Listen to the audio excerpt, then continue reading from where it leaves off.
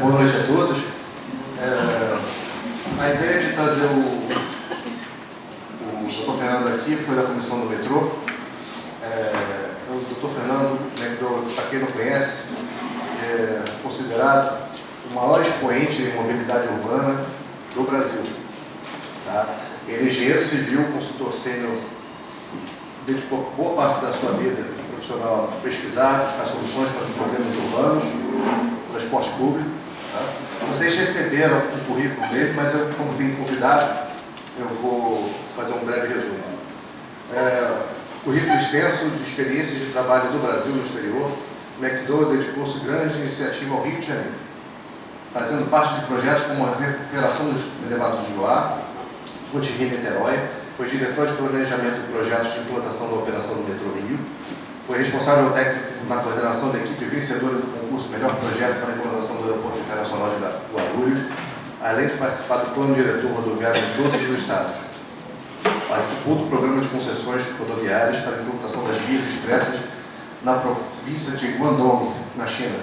Participou da elaboração de projetos de mobilidade urbana nos estados do Rio Grande do Sul, no governo Olívio Dutra, no Paraná, no governo Jaime Lerner, no estado do Rio, no governo Marcelo Alencar, e em São Paulo. Foi consultor do metrô, SPCPTU, Companhia Brasileira de Trens Urbanos, CPTM, Companhia Paulista de Trens Metropolitanos, além da Transurb, em Porto Alegre. Exerceu diversos cargos na direção do Rio de Janeiro, como presidente do Departamento de Estradas de Rodagem, DR, diretor responsável do planejamento na construção do Metrô Rio, foi consultor de diferentes empresas portuárias, como Porto de Santos, São Francisco do Sul, Porto de Itajaí, Porto do Rio de Janeiro, Petrobras, Porto de Itaguaí, entre outros. Além disso, diversos projetos realizados consta em seu currículo a análise dos impactos do sistema de transporte das cidades. O professor Fernando McDowell formou-se na Faculdade de Engenharia do UERJ, no Rio de Janeiro. Foi professor titular de Engenharia de Transporte do Instituto Militar de Engenharia, INE, durante 30 anos. Livre docente de Engenharia da UFRJ. Atualmente é professor titular da pós-graduação de Engenharia Urbana Ambiental da PUC Rio, um dos mais demandados consultores de mobilidade urbana no país. Né? É uma pessoa extremamente técnica. A ideia de trazer ele aqui foi para solucionar todas as qualquer dúvidas sobre mobilidade urbana na Barra da Tijuca, que é um problema que nos aflige muito. Por acaso, hoje, teve greve dos ônibus, né? E é um tema super... junto com a segurança, que hoje em dia também está em voga, a mobilidade urbana, sem dúvida nenhuma, é um dos expoentes aí da preocupação de todos aqui na Barra da Tijuca. Tá? Então, queria agradecer muito pela sorte de conseguirmos aqui a agenda do professor McDowell, pela presença, e agora vou deixar a palavra com ele para que realmente aqui a gente veio ouvir a ele. Obrigado.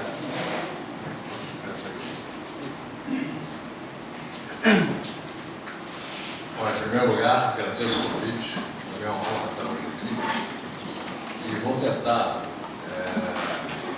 dentro do prazo razoável, tentar falar sobre um pouco de transporte, especialmente o metrô, e essa ligação entre a estação Rogério Ceni e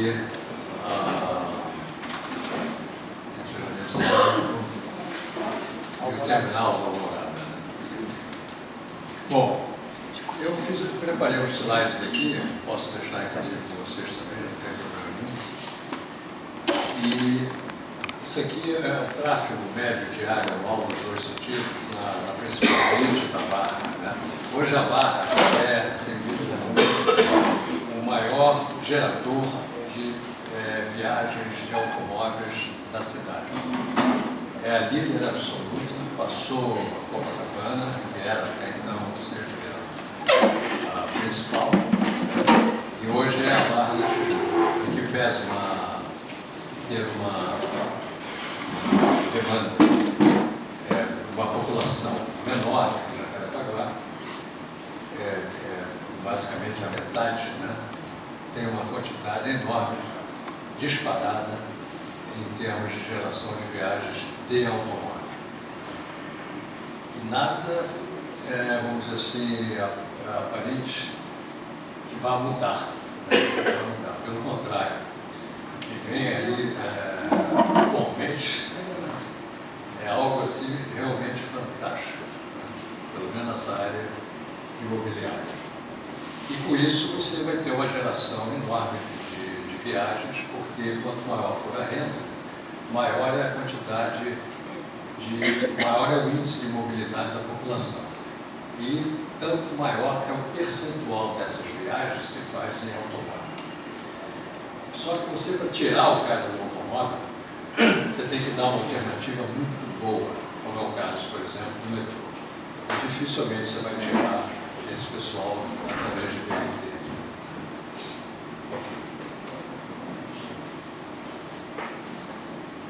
Eu quero mostrar a vocês uma preocupação que eu tenho, que é a linha 1A. Essa linha 1A, que acabou dando origem à linha 4A, eu chamo de 4A do metrô, que não é a 4 original. Né? E é uma preocupação porque isso se deu em função da estação Estácio.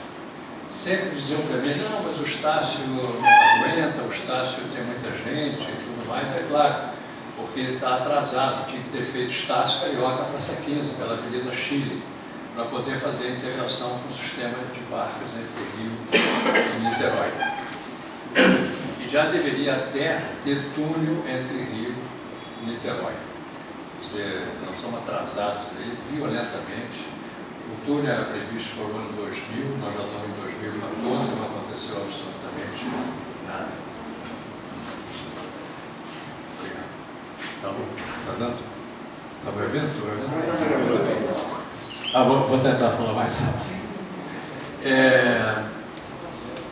Isso aqui, por exemplo, tem sido comum, mas vocês, para essa estação Jardim Oceânico, o que vai acontecer com ela, se o BRT estiver funcionando, operando com o metrô, é mais ou menos isso aqui mesmo.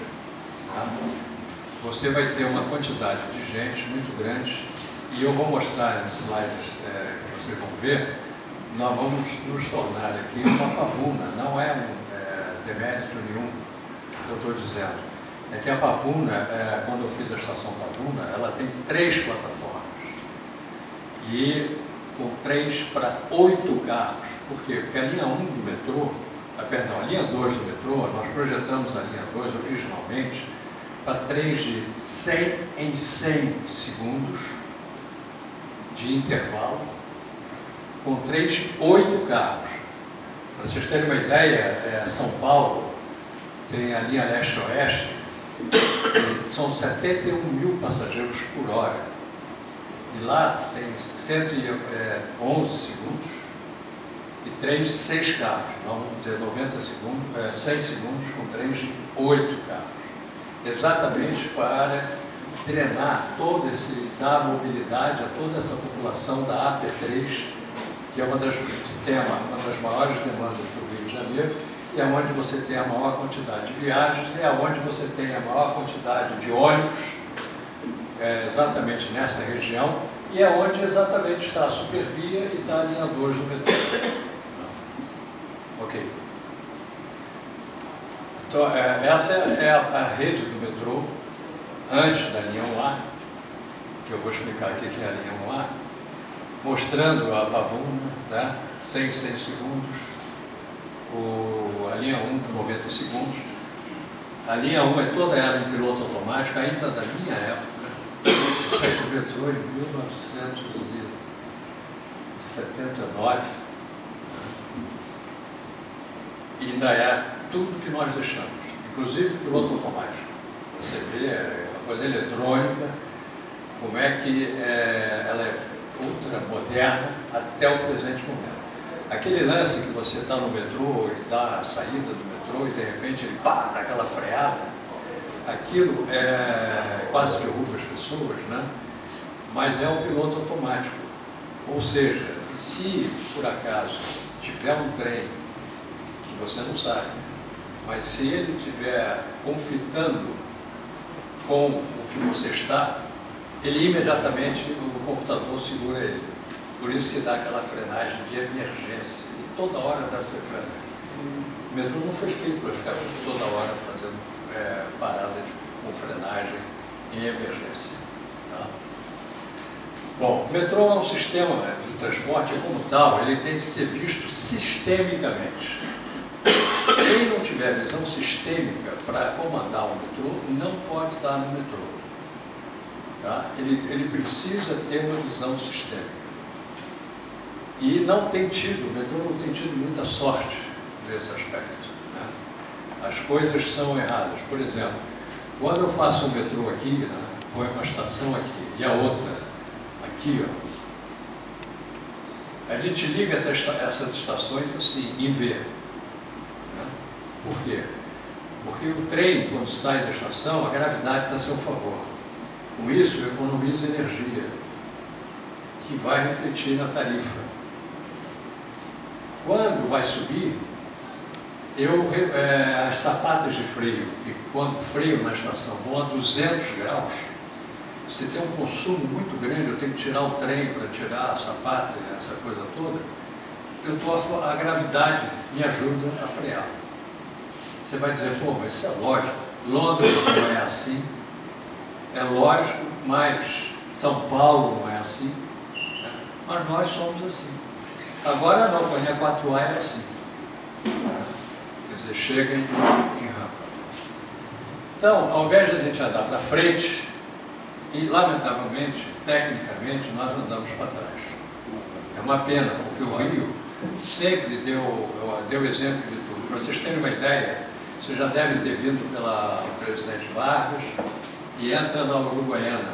Né?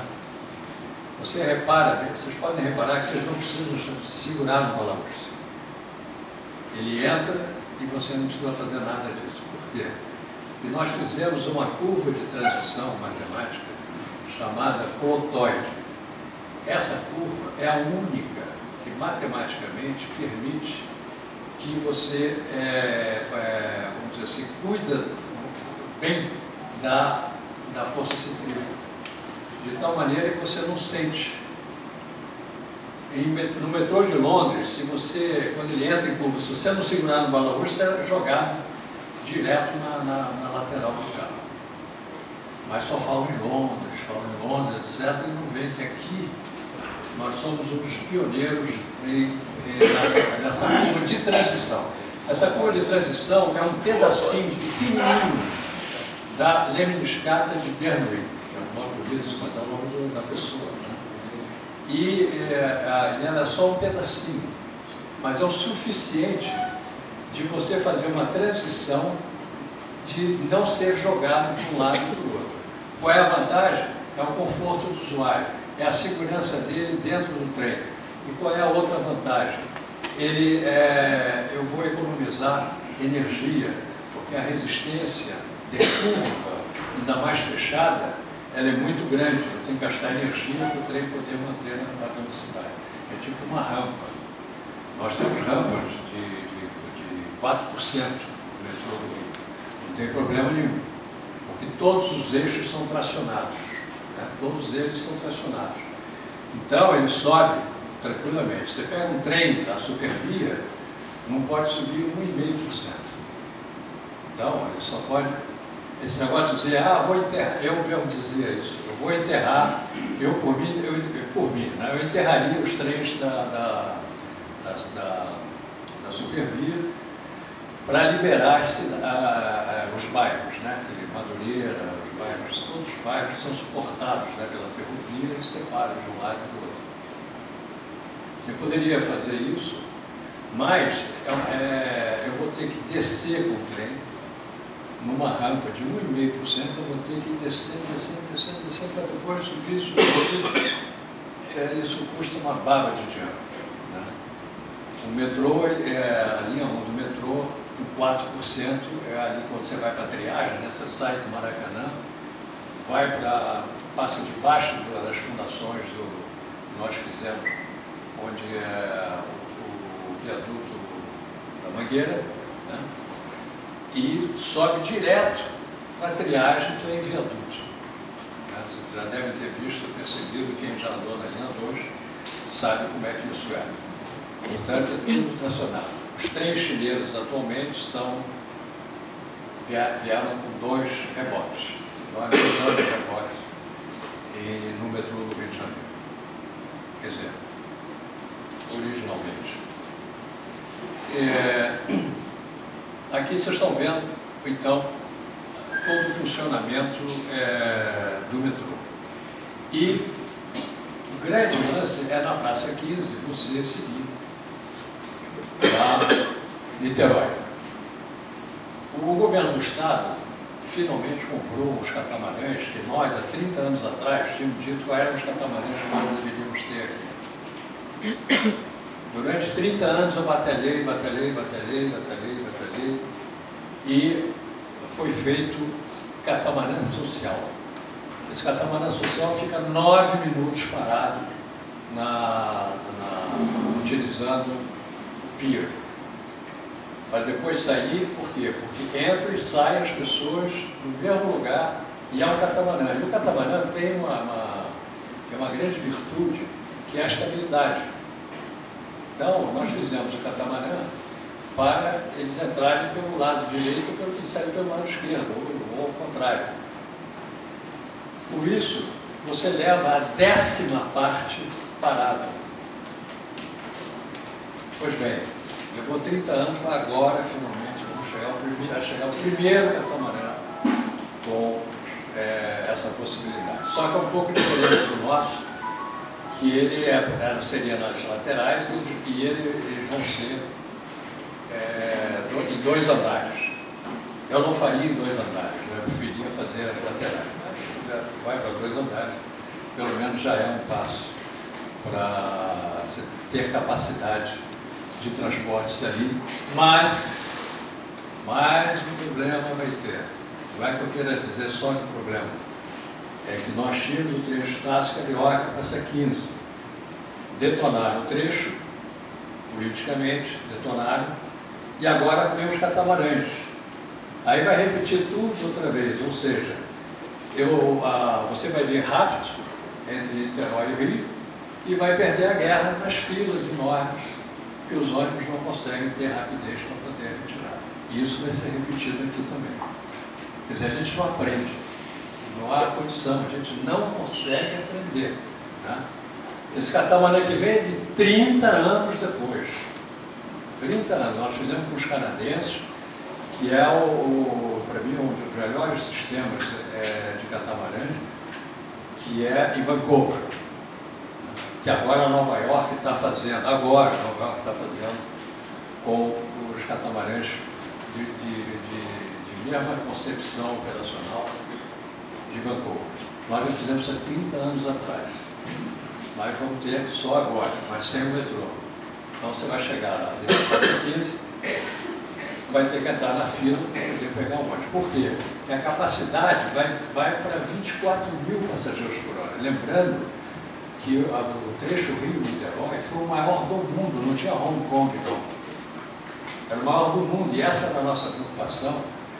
E estavam fazendo o metrô, e o governador Faria Lima me colocou, além de ser secretário, além de eu ser diretor de planejamento de projetos, responsável, né, de todos os projetos da Companhia do Metrô, ele me nomeou também secretário executivo de transportes. Por quê? Porque era exatamente para eu poder entrar em todas as áreas e poder trabalhar na área das barcas, dos trens e assim sucessivamente, para poder fazer toda essa integração. Ok. Aí fizeram a linha A, que não vamos ver ainda. O que aconteceu com a linha A? Quando fizeram a linha A, não perceberam um pequeno detalhe na linha A. O pequeno detalhe é o seguinte: todas as extremidades do metrô ficaram congeladas, a intervalos de 4 minutos. Todas. Inclusive a barra. Toda extremidade. Então, por mais que eu tivesse feito até um artigo no CREA, a revista do CREA publicou mostrando para não fazer, era um erro fazer esse tipo de coisa, blá, blá, blá. Isso eu vou abrir um parênteses aqui, que isso já vem lá do Jaime Lerner. Né? Jaime, quando veio aqui na época do ele resolveu mexer no metrô. Eu tinha aplaudido dele ter vindo. Né? Quando foi mexer com o metrô fazendo essa linha 1A, eu fui contra. E aí a imprensa começou, obviamente, a tirar partido disso, dessa discussão. E aí foi feita uma grande reunião, um debate entre mim e o Lerner. E lá, graças a Deus, eu ganhei a parada, porque ele acabou até saindo. Mas não fui eu que tirei o Jaime, em absoluto, eu só militei. Ele, como foi governador, ele me contratou para resolver os problemas das concessões que ele fez lá no anel. Trabalhei com ele lá para resolver todos os problemas. Então, não tem essa coisa que eu sempre fui ético com ele, como ele mesmo diz, nunca ofendi em coisa nenhuma, apenas não podia concordar.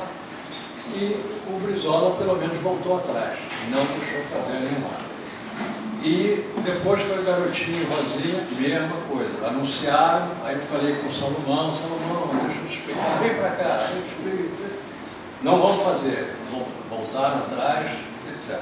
Quando foi, com todo respeito, o governador Cabral, eu tentei também falar com ele. Inclusive, eu falei com o Pezão. O Pezão ficou preocupado. Nós marcamos uma reunião com o governador, mas ele foi para Paris naquela época. Então, não consegui falar. O William, que nós trabalhamos juntos aí, ele ficava no telefone girando para isso, né? Mas já tinha calo no dedo, nós não conseguimos falar com o governador. Quando foi o presidente da República fez a inauguração, juntamente com o governador, eu até não fui muito delicado na época, porque eu não queria dar entrevista nenhuma.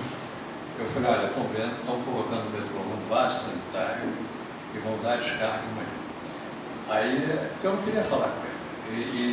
Então eles puseram que a McDonnell é radicalmente contra a linha 1A. Porque não adianta, eu já falei, eu escrevi, fiz toda uma batalha de anos nesse negócio e a coisa prevaleceu de fazer. Né?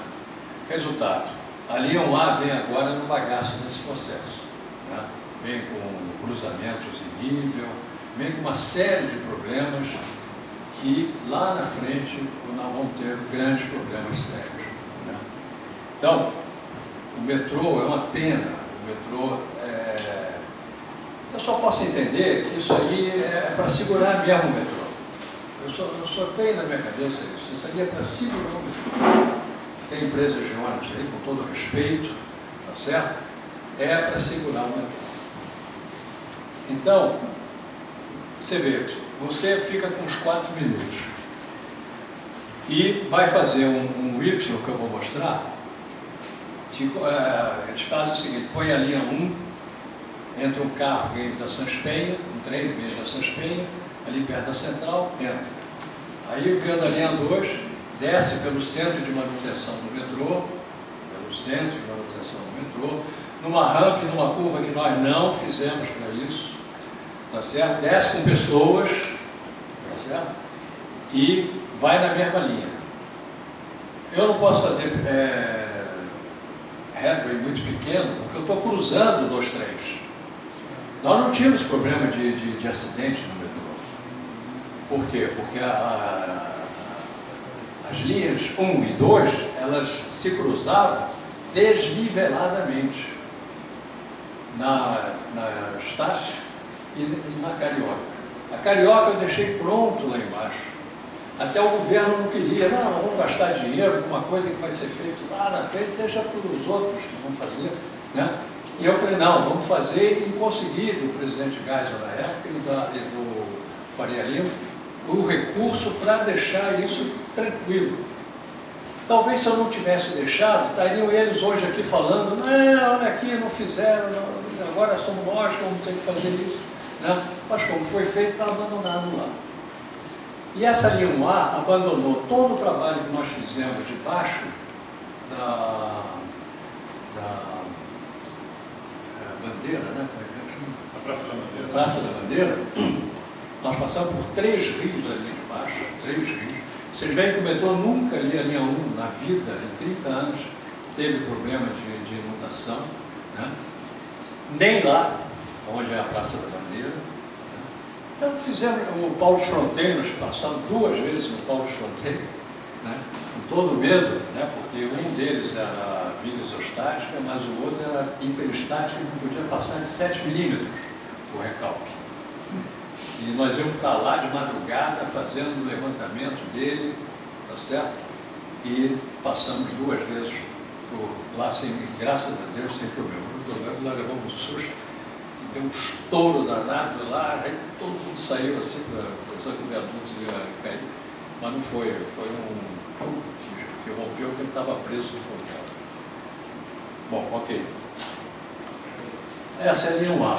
O azulzinho aqui, ó, é o trecho que foi feito para poder permitir que a linha 2, ó, desça aqui, entra nesse Y aqui, tá vendo? A linha 2 entra aqui e a linha 1 vem aqui, ó.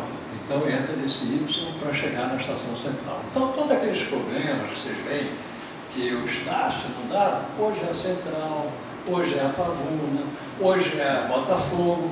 Então, por que usaram essas colocações para cima da gente? Sabe? É uma coisa absolutamente irritante. Né? É só vocês irem lá na Central. A Central hoje está com 60 mil passageiros por dia, está com 10 mil passageiros por hora, coisa que tinha lá atrás, em 1983. Por incrível que pareça. Né? E, só que agora cruzam aqui. Esse é o grande problema que a gente tem. Quer dizer, você está permitindo que amanhã você possa ter um problema realmente muito sério. Infelizmente, uma moça morreu, né? Recente, exatamente foi aqui, né, William? Nessa região. Né? E isso aqui está sendo visto agora. Né? Nós alertamos que não foi feito para isso, mas tudo bem. Vamos em frente. Bom, aí é o Y, tá vendo? Vem da Tijuca, o trem vem e se cruza com o trem que vem da linha 2. Só que ali desce, né? Como eu mostrei. Ok. E aí, há uma desregulação no headway. O que é desregular um headway? Por exemplo, a gente programa o headway de vamos supor, 4 minutos. Então, a linha 1 vem com 4 minutos, vamos supor, a linha 2 vem com 4 minutos.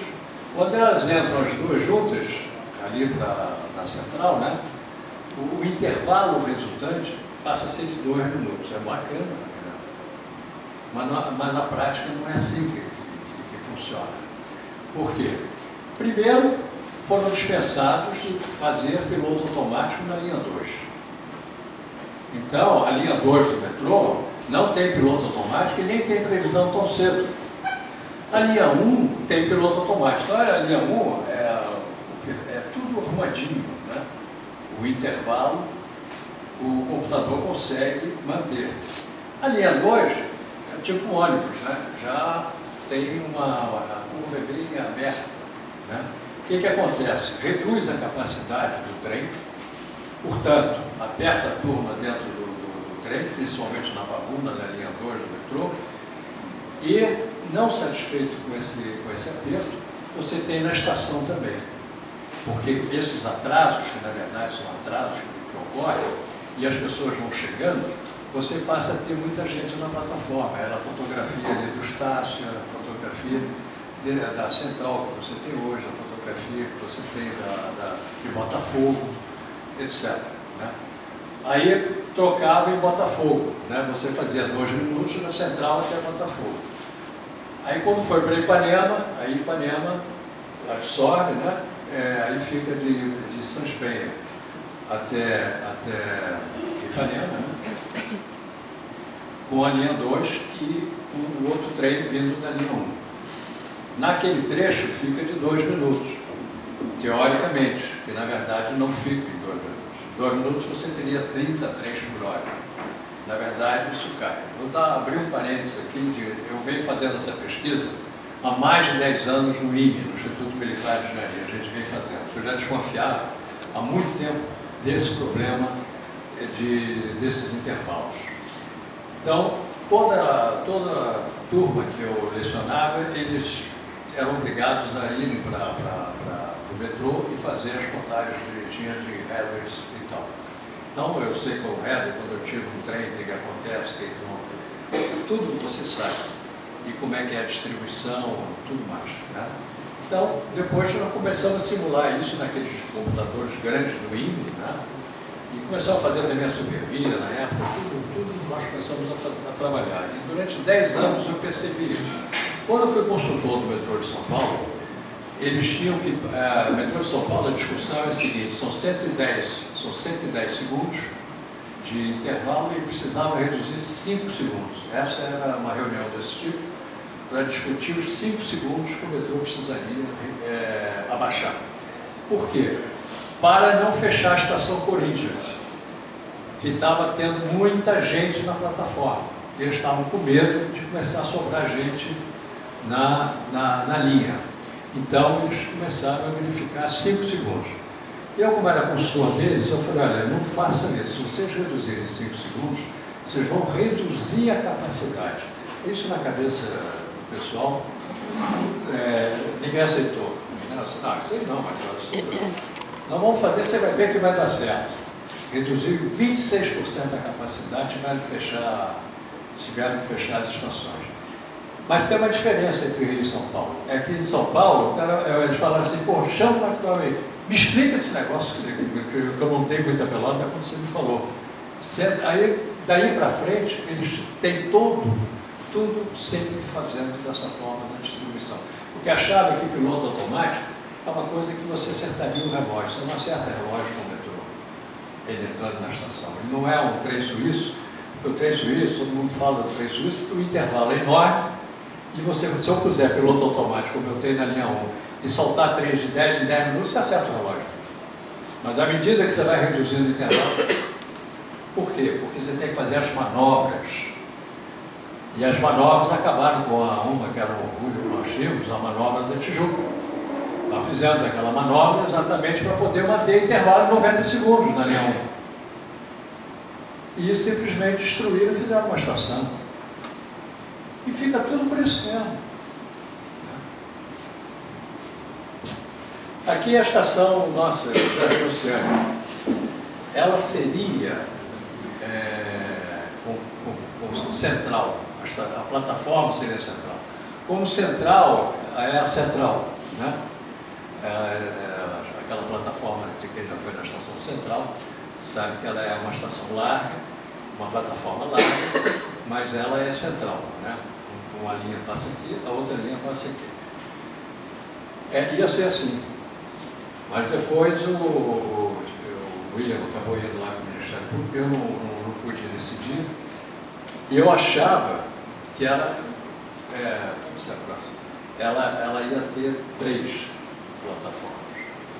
Por que 3? Você repare só, Pavuna, ela está há anos como Pavuna, como terminal provisório da linha 2. Então, nós fizemos 3 plataformas. Você tem capacidade suficiente. Botafogo era 3 plataformas, porque ela ficou muito tempo como estação provisória. Depois, General Osório. A única que não tem é essa aqui. Né? Então, qual é o problema disso? Isso aqui que seria como eu achava que deveria ser. Né? Como a Praça 15 vai ser assim, se for feita, vai ter que ser feita dessa forma. Que é onde você tem a maior capacidade. Porque o trem pode vir aqui, você entra, né? ele sai, se tiver atrasado, ele sai pela frente, como acontece com o Botafogo. Então, tudo isso é levado em consideração, são cálculos complicados, e por isso mesmo, ninguém gosta de matemática, a maioria não gosta de matemática. Ok. Aí está a Pavuna. A Pavuna hoje é assim. Né? Então, nós não vamos ser diferentes aqui, tá? Porque vai ser a dificuldade. O que começa a acontecer lá na Pavuna, já né? O pessoal de Irajá, etc., já entra no trem. Para quê? Para ir sentado. Por quê? Porque as pessoas não aguentam, depois de 40 minutos, a pessoa tem que ir sentada. Ou você cria um custo social. Como você pode ter, por exemplo, eu com 4 pessoas por metro quadrado em pé, dentro de um trem, ele pode ficar nessa situação 25 minutos. Que durante 25 minutos, ninguém vai se sentir mal. A partir de 25 minutos, uma ou outra pessoa nessa sala não vai se sentir muito bem. Vai se criar um custo social, o que é um paradoxo. Quer dizer, se eu estou fazendo um transporte público, como é que eu posso ser criador com esse transporte público de custo social? Porque quem vai pagar esse custo social vai ser a população, vai ser a sociedade. Então, o governo, politicamente, ele não pode, ele devia ter essa preocupação de não criar um custo social, porque vai bater todo mundo na saúde pública. Um outro detalhe, 6 passageiros por metro quadrado passa para 2 minutos. 2 minutos é a distância entre 2 estações. E pode ser até a primeira e a segunda estação, que em menos de 2 minutos você pode fazer no metrô. No metrô você consegue fazer isso. Mas o metrô estão calculadas dessa forma, dá para fazer. Isso aqui é para vocês terem uma ideia. Nós nunca tivemos uma morte. O BRT já teve 12 mortes constatadas. Né? Em um ano, isso aqui tem mais de 30 anos, teve uma morte. E teve uma morte por teimosia. Né? Compraram um trem na China, não fizeram o sistema, o gabarito dinâmico. Eu, na Assembleia Legislativa do Estado, levantei esse problema. Aí o rapaz lá disse que eu estava atrapalhando. E eu falei, eu estou atrapalhando, mas é bom você mandar as pessoas lá para a China, para ver o trem lá. Aí tiveram que quebrar as plataformas, quebraram as plataformas, tiraram os elementos das paredes, aquelas bandejas, né, para energia, de baixa tensão, mais enfim, tudo, cabeamento de ventiladores, etc. Bom, então, fizeram isso. E, ao quebrarem, ficou um vão grande, principalmente na Pavuna, que é uma estação de curva. Então, o rapaz esqueceu um negócio no banco, ele voltou, enfiou o pé entre o trem. E agora você imagina a criança passa inteira. Né? E vem dizer que isso é norma internacional, por isso que quebraram, me pouco. E sai a Globo colocando isso com uma maior tranquilidade. Quer dizer, não pode ser assim. Você está fazendo uma prestação de serviço, as pessoas vão pensar que é verdade isso mesmo. Né? Ok. Aqui é aquilo que eu falei, sai do sistema de barcos, isso é foto da época. Sai, olha só, a fila que teria, você vinha rápido, né, pelas barcas entre Rio e Niterói, e encara uma fila dessa. O que acontece? Foram para a ponte Rio e Niterói, que não tinha um ônibus. Hoje comanda todo o sistema de ônibus na ponte Rio e Niterói. Então você não põe, o ônibus é transferido para lá, passa a não ter grandes congestionamentos de lá e tem um custo operacional mais baixo e uma tarifa mais alta. Aqui está o que eu falei. Ali, ó, aqui é a demanda da ponte da Rio-Niterói, né? Repara que a ponte foi inaugurada ali, ó, mas ainda cresceu, tá vendo? Ela foi mantendo, mas depois, olha o que aconteceu. É tudo assim. É tudo assim. Tá? Olha só o que é isso aqui. Chegamos aqui, quer dizer, tinha 164 mil por dia, com picos de 200 mil para 44 mil. Foi feita a concessão no governo Marcelo. Não tinha outra saída. Teve que ser feita, dados os prejuízos Eu fiz a pedido do Luiz Paulo Correia da Rocha, ele falou, verifica como é que nós estamos aí, faz um levantamento, uma análise da gestão toda aí como é que nós estamos de dinheiro, no fundo era isso. E eu cheguei à conclusão, né, que ele estava falido, absolutamente falido. Prejuízo no Banerj, prejuízo no metrô, prejuízo nos trens. Cada um era 50 milhões de dólares, outro era 100 milhões de dólares. Não houve outra saída a não ser fazer. Tentaram até me desdizer na época, contrataram uma pessoa para desdizer, mas nunca apresentaram o trabalho. Eu falei, olha, acontece o seguinte, vamos fazer uma coisa, eu não quis fazer nada disso, eu cansei de falar isso com o Luiz Paulo. Agora, eu vou dizer uma coisa a vocês, não vão pagar o 13º em dezembro. Mas não vão pagar no outro ano também, o que não pagou nesse. Vai ficar devendo. E foi dito e feito, chegou lá, o Estado não conseguiu honrar o 13º, e o que aconteceu? Aquele menino que era presidente do BNDES,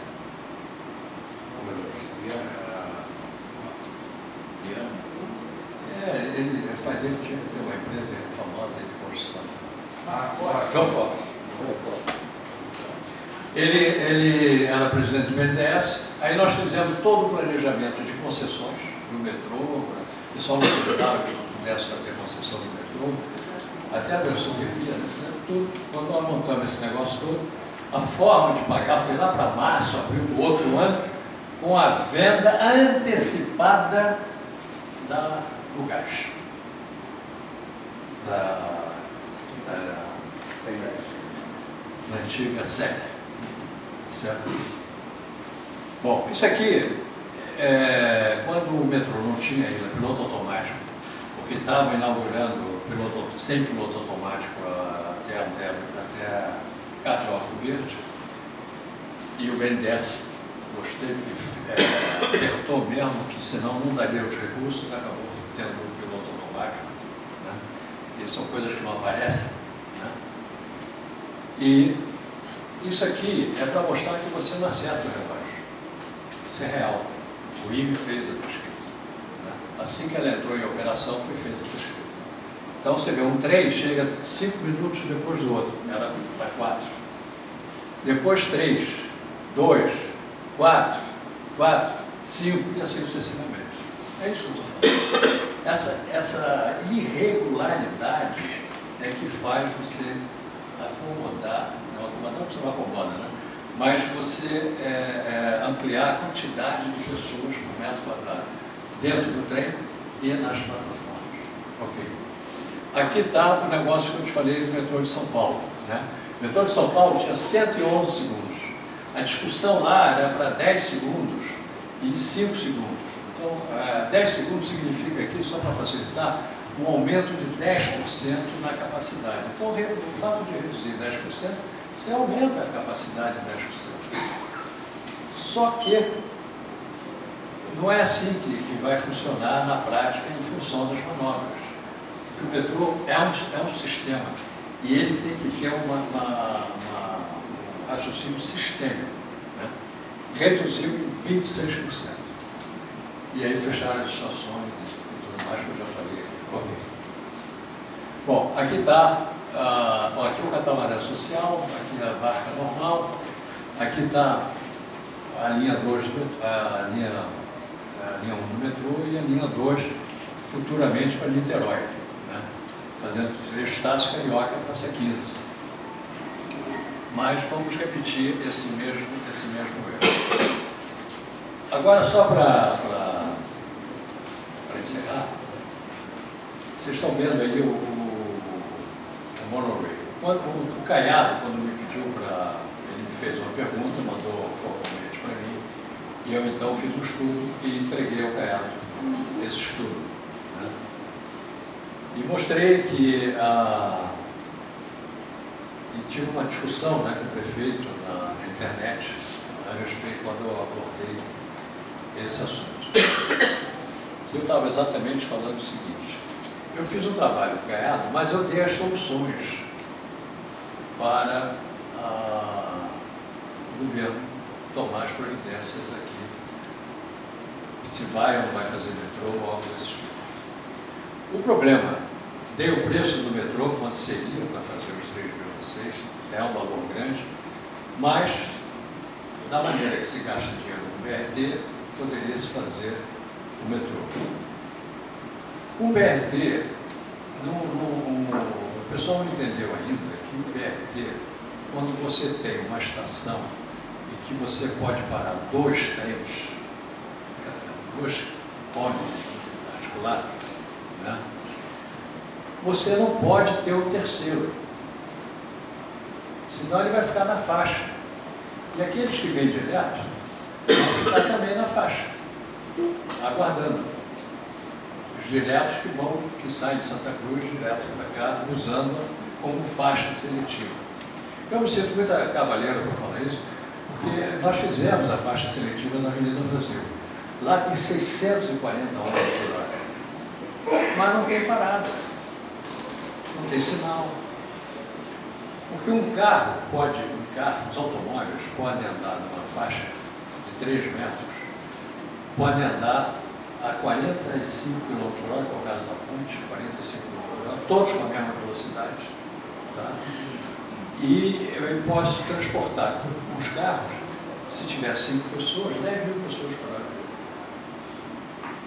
Posso, se forem 2 faixas, 20.000. Mas, se tiver uma estação, se tiver um sinal de trânsito, acabou a festa. Esse é o problema, este é o limite do BRT, são as estações. Você não pode ter mais. Como eu não posso ter o terceiro ônibus, aí vem a pergunta: com 99% de probabilidade, quantos ônibus por hora eu posso ter, de tal maneira que eu tenha 99% de certeza que eu não vou ter um terceiro ônibus para parar lá para complicar toda a guerra. Moral da história: 20 ônibus por hora. Se cada um que não tem 200 ônibus, 200 pessoas, nós estamos falando de 4.000 pessoas.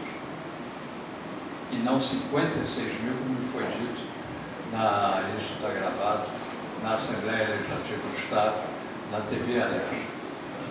Então, e quando eu fui em cima, a gente vai treinar a população, em 10 segundos eles entram. Então, aí a imprensa me perguntou qual é a minha função. Isso aqui virou palhaçada, não vou responder. Então, mas se a gente fizesse piada, fosse piada, mas fizesse as coisas certas, tudo bem, não tem problema nenhum. Mas é preocupante a forma como a coisa vem sendo realizada, quer dizer, confundindo o PDTU com o Banco Mundial e tudo mais. Nós chegamos à conclusão que não é transporte de massa, ele não é transporte. Ele não pode ser confundido com transporte de massa. Aqui, eu vou ter que precisar se me falha a memória, eu trouxe até um relatório e deixei lá em cima, são 17 bairros que eu precisaria, equivalente a 17 bairros, de um lado e do outro, de ônibus.